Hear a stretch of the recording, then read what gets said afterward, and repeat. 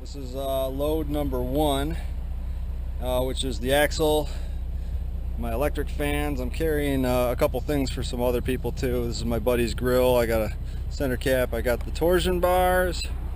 In here I have my box of parts and I have my tools. She's running. I'm just letting her cycle some oil here. And wish me luck. This is going to be very scary. Steering is wonky. Brakes are beyond wonky. And I'm carrying a heavier load than going empty. So we shall see. First half of the journey is successful. And of course we had to stop at Taco Bell to get some Frito burritos.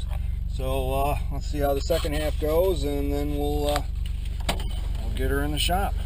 Well, as I get ready to put this thing in the shop and away for